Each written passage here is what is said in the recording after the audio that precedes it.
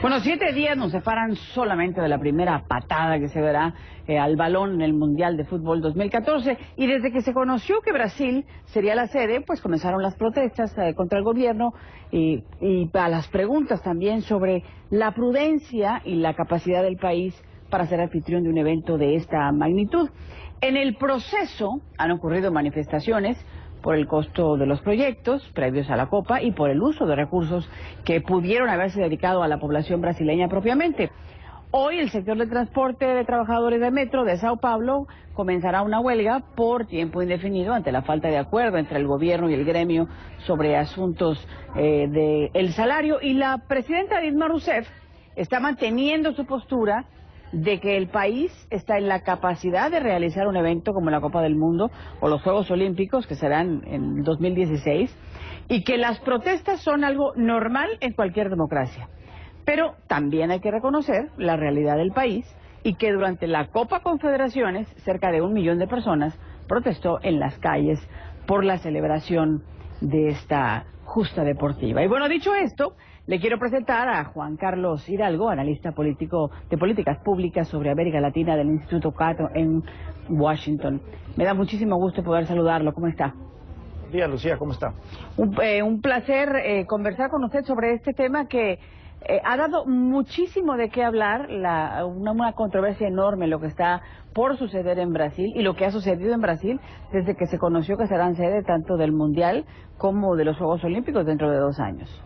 Así es, hay mucha expectativa en Brasil sobre cómo van a salir este Mundial. Recién estuve allá semanas, estuve visitando varias ciudades en el sur y el centro del país y pude ver de primera mano las grandes deficiencias en materia de infraestructura, especialmente aeroportuaria, que está enfrentando Brasil. Algunos aeropuertos, especialmente el de Belo Horizonte, donde va a haber un partido de semifinal, están en plena construcción todavía. El único aeropuerto que vi finalizado, donde no se oyen martillos y no se oyen sierras de fondo, es el de Curitiba. Pero el resto de los aeropuertos que enfrentan grandes deficiencias en la cantidad de gente que pueden tener en las salas de abordaje, en la cantidad de gente que pueden recibir en las salas de migración.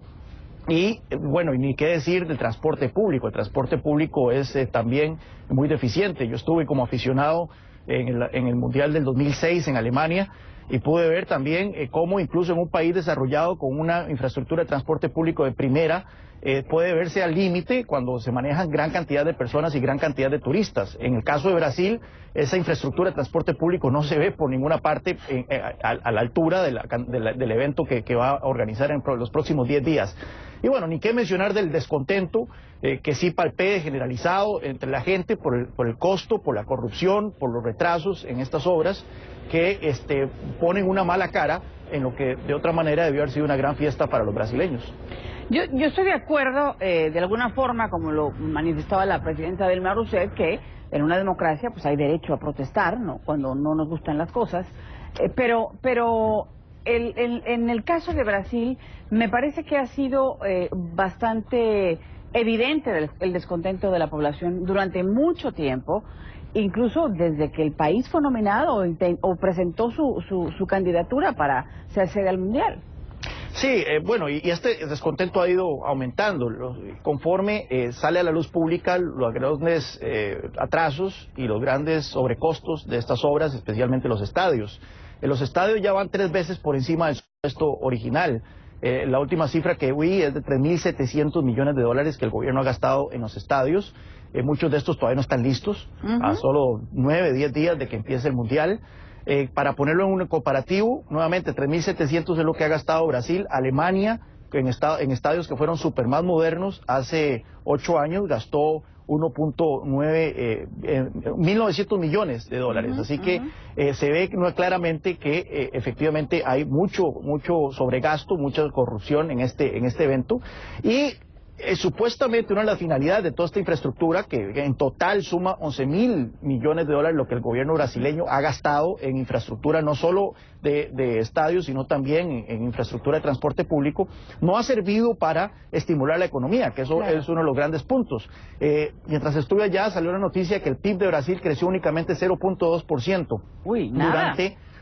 Prácticamente no creció durante el primer trimestre de este año, lo cual refleja de que al descontento sobre la corrupción, sobre los sobrecostos, se añade también el malestar generalizado que existe dentro de los brasileños por el estado de la economía. Si la economía estuviese creciendo en Brasil como estaba creciendo hace 4 años, que alcanzó casi un 9% en el 2010, creo yo que no habría tanto malestar.